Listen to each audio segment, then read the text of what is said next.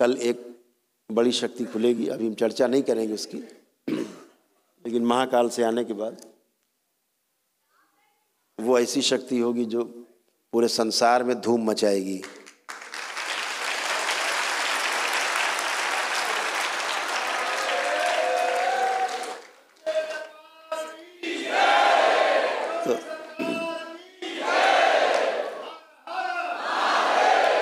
तो आप सबको दरबार की ओर से हम उनके पुण्य मिले हैं। अभी जब अगली बार आप मिलेंगे संकल्प करके हम पुनः मिलेंगे आपसे, तो उस समय आपको एक दिवसीय महाहवन जो होता है, जो तमाम असाध्य रोगों के लिए होता है, उसके पुण्य भी आप सबको मिलेंगे। तो असाध्य रोगी सदस्य आपके परिवार के हैं, उनके भी कष्ट जाएं। इस बात का विशेष ध्यान रखना है, यदि परिवार में ऐसा कोई सदस्य है लग रहा है कि मृत्यु को प्राप्त हो जाएगा, बिल्कुल असाध्य और बहुत कष्ट और बहुत पीड़ा में शरीर न छूट जाए, तो दरबार के महामृत्युंजय का हवन जरूर करना, ताकि उसकी जो प्राण ऊर्जा जो क्षय हो रही है, नष्ट हो रही शरीर से निकलती रहती है, वो बाहर ना जाने पाए और अंदर ही बनी रहे, जिससे वो सुरक्षित हो जाए। यमराज भी आपसे 100 किलोमीटर दूर खड़ा रहता है।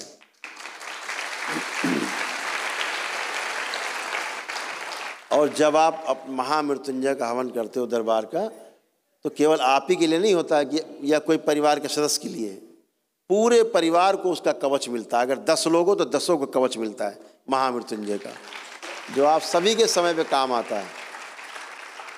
आप अगर इस दृष्टि से देख पाते, इनमें तमाम लोग ऐसे जो देख पाएंगे, भविष्य में बहुत लोग हैं, अगर आप देख पाते तो फिर आप देखते कि महामृत्युंजय कवच की जो ऊर्जा है वो कैसे काम करती है। आप देख के अभिभूत हो जाते और नतमस्तक हो जाते ऋषि मुनियों के चरणों में कि प्रभु ऐसा ज्ञान दिया आपने, ये भोलेनाथ का वरदान है मनुष्य जाति के लिए। तो इसको जरूर करना है, इसका ध्यान रखना है। तो आप सभी लोग से वार्ता होती रहेगी समय समय पे, आप सभी लोग जुड़े रहेंगे, दरबार से जुड़ करके अपने कार्यक्रम को आगे बढ़ाएंगे। पूर्णिमा में दीक्षा के लिए अपना कार्यक्रम बनाएंगे सभी लोग, ताकि आपके पुण्य सुरक्षित रहें। ये आप ही को चिंता करनी है, आपकी संपत्ति आपके पास दरबार ने दी है, इसकी सुरक्षा रखना, इसको और बड़ा करना और बढ़ाना ऊर्जा को, ये आपके हाथ में है। इसको नष्ट करना भी आपके हाथ में। दरबार से जुड़ गए हो तो एक बात का हमेशा दिमाग में संकल्प लेना, कोई टोना टोटका, कोई जादू टोना, कोई झाड़ फूक, इनसे पूरी तरह से दूर रहना है, एकदम दूर रहना है, 100 कोस दूर रहना है। कभी भी इस चक्कर में पड़ना नहीं, ना अपने लिए ना दूसरों के लिए, इनसे दूर ही रहना है। और ना कभी ऐसे स्थान पे जाना है जहाँ सब ये नाटकबाजी चलती हो, कि झाड़ फूक चल रही, टोना टोटका चल रहा है, इन पे ये देवी जी आ गई, उन पे देव देवता आ गए, वो सब चल रहा है नाटक। बचिए, देवी देवता इस तरह किसी के शरीर में आके नाटक नहीं करते। अभी ऐसा कोई शरीर ऐसे नहीं बन गए हैं जो देवी देवता आकर के और नाटक करेंगे। हमें पता है स्मृतियाँ नाच करती हैं, स्मृतियाँ डांस करती हैं, और स्मृतियाँ हैं तो ये समझ लो जब तक रहेंगी पितरों की स्मृतियाँ, और पितर रहेंगे तो पितरों की स्मृतियाँ रहेंगी, पूर्वजों की स्मृतियाँ रहेंगी। दुनिया में कोई स्वस्थ नहीं हो सकता है, पागलों की तरह घूमेगा और वो नष्ट होता रहेगा, स्मृतियों का दास बना रहेगा। तो इसलिए स्मृति नष्ट होना तब आवश्यक हो जाता है, रोग कष्ट बनते हैं इन्हीं स्मृतियों के कारण। आप अपने आस्था विश्वास श्रद्धा से, अभी संकल्प से आपकी स्मृतियाँ नष्ट होंगी। केवल संकल्प मात्र से आपके कर्म भोग नष्ट होंगे, केवल संकल्प से, पूर्ण गुरु के समक्ष। और वो श्रीमान जी कह रहे हैं कि गुरु गुरु कुछ नहीं होता, और सब ये सब बेकार है, आशीर्वाद, डॉक्टर के पास जाओ अगर रोग है। तो देखो यहाँ केवल संकल्प से जाता है। अब यहाँ इतने लोग बैठे हैं, सारे लोग बैठे हैं जो पद यात्रा करके आए, इन्हें किसी प्रकार का कोई कष्ट है?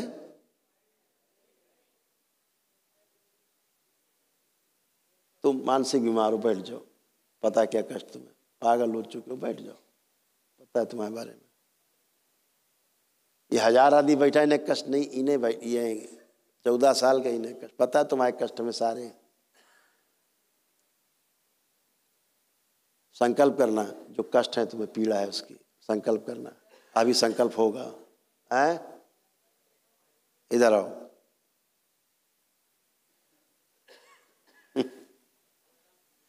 खुश रहो। संकल्प ले नहीं पाते हो, यही समस्या है तुम्हारी, है ना। जो रोग कष्ट हैं उनका संकल्प ले पाते हो? लिया कभी? पहली बार आए हो? यस गुरुजी। इसीलिए दरबार के नियम जानते नहीं हो कि संकल्प कैसे लेना, अभी तक संकल्प लिए ही नहीं। तो दरबार क्या सिखा रहा है कि संकल्प लेना है और स्वस्थ हो जाओ। क्या कष्ट अभी चला जाएगा? बताओ क्या कष्ट है? यही संकल्प लेता हूँ गुरुजी। तुम्हें कष्ट क्या है बताओ?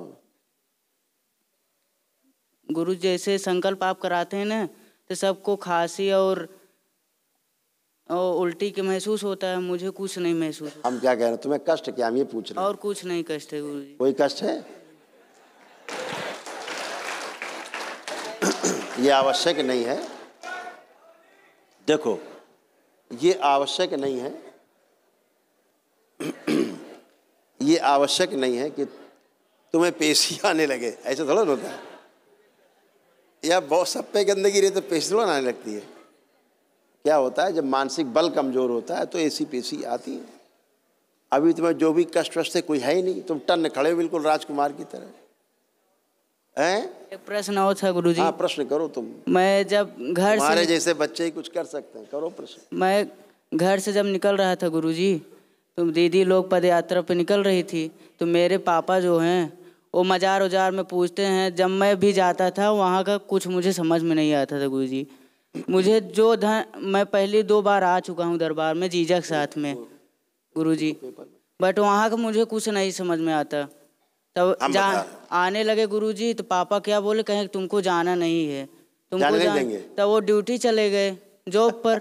हम बाबा जी से सवाल किए, बाबा जी अगर हमको अब मानते देखो हैं। बच्चे कष्ट क्या है हम बता रहे हैं, ये कष्ट है इसके ये कष्ट है। सबसे ऊपर क्या लिखा है?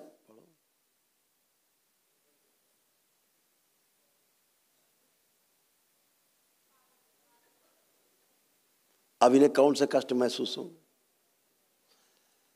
इस बच्चे के चेस्ट में भारीपन, हृदय में इसके छेद हो रहे हैं अंदर, लीवर में इनके सड़न हो रही है, भूख इनकी कम है, पैर कमजोर हो रहे हैं, गुदा द्वार में इनके कैंसर बन रहा है, आंखों में धुंधलापन आ रहा है, नींद ठीक से आती नहीं है, नीचे सूजन आ रही है मल मूत्र द्वार के बीच में, कामुक विचार बहुत रहते हैं इनको, याददाश्त कमज़ोर होती जा रही है, और मसल्स इसके वीक हो रहे हैं बच्चे के, और हार्ट अटैक की स्मृतियाँ। ऐसे परिवार में, इसके परिवार में, इसमें ये तमाम कष्ट और संकट बने हुए हैं।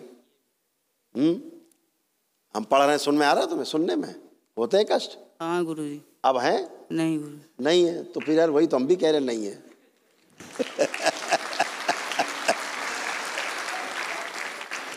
और अब इसके अंदर गंदी चीज थी, वो हम बताते, बच्चा सब बताएगा भी। ऐसे समझदार बच्चे चाहिए जो बात को ठीक से समझ पाए, कह सके। इतने कष्ट बताए रोग थे, हाँ अब नहीं है। इसमें क्या था, इसके टेस्टिस में, अंडकोश में सूजन हो रही थी इसको, टेस्टिस में, जो अब नहीं है। अब लग रही है? नहीं गुरुजी, अब नहीं है। तो केवल पदयात्रा तो करी तुमने गुरुजी, है? पदयात्रा करे तो अंडकोश सूजन भी चली गई।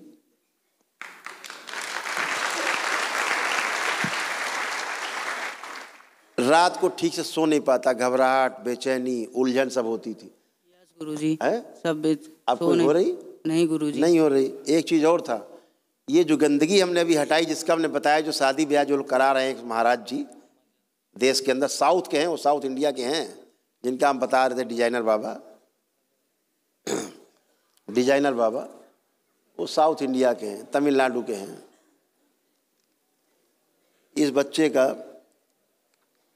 मजार सब देख रहे हैं, दरबार के बच्चे सब, ये देखो क्या हाल था। ये मजार दरगाह में जाने के कारण इसको इतने कष्ट थे, ऐसे बना हुआ था, सूक्ष्म शरीरत में, लगता था अंदर कुछ धसा हुआ है पीठ में। अभी इसे कोई पीड़ा नहीं वहाँ पे जो पीछे चुभन होती थी। और वो जो गंदगी हमने निकाली, जो गंदा गंदा कामुक विचार देती थी, इसको ही पीड़ा देती थी। और कैसी पीड़ा थी? अपने जो इसके साथ दिन रात तो गंदा होता था, एक तो वो गंदगी करती थी, इसके साथ होता था गंदा है। हाँ गुरुजी। दिन रात गंदगी, स्त्री पुरुष संबंध बनाती थी।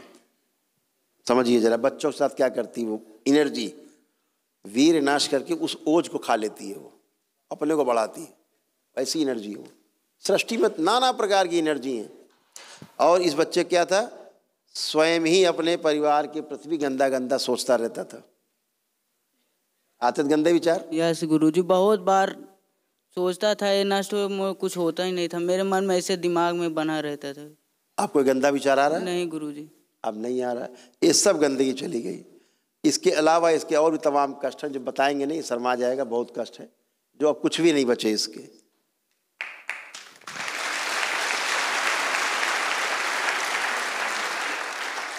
इसके प्राइवेट पार्ट में कष्ट होना, तमाम चीज़ें हैं इसमें लिखी रखी। सिर में दर्द बना रहना, इसके ये सब इसको होता रहता था बराबर। आंतों में घाव, भूख कम लगना, ये सब बताया, सब पूरा। सुसाइडियल थॉट, कभी कभी आत्महत्या के बारे में सोचने लगते थे ये। यस गुरुजी। सुसाइडियल थॉट्स ये भी थे।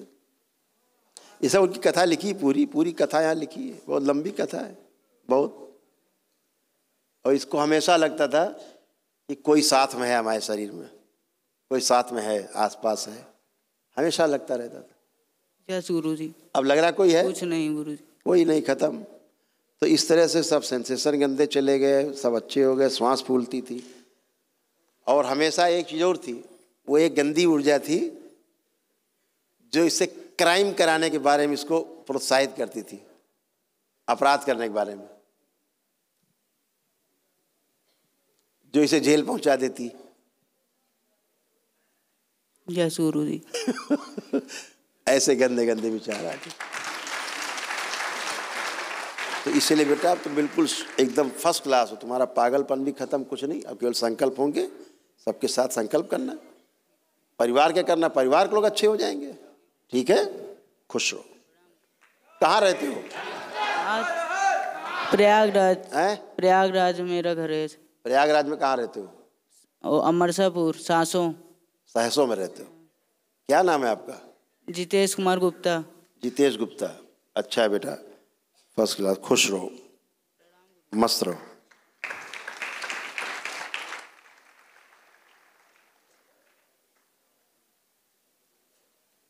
सूक्ष्म जगत में ऐसे बने हुए, ऐसे ऐसे बन जाते थे बच्चा, इस तरह से है, ऐसे बने। मस्तिष्क ऐसे खाते थे सूक्ष्म जगत के दैत्य, उनका काम ही यही ऐसे खा। इस बच्चे सूक्ष्म जगत में सब देखते हैं।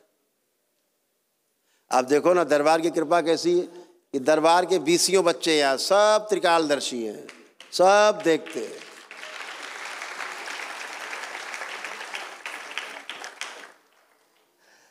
तो दरबार कृपा नहीं, गुरु कृपा से तो देख रहे हैं। महाराज जी फिर कह रहे महाराज जी ऐसा ना बोला करो यार, गुरु कृपा से ये सब बच्चे देख रहे हैं, सुन रहे हैं, समझ रहे हैं। एक चुटकी बजती है सब दिखता है, एक चुटकी दिखी दिखाई देना बंद। तो एक गुरु कृपा नहीं तो क्या है, ये क्या है?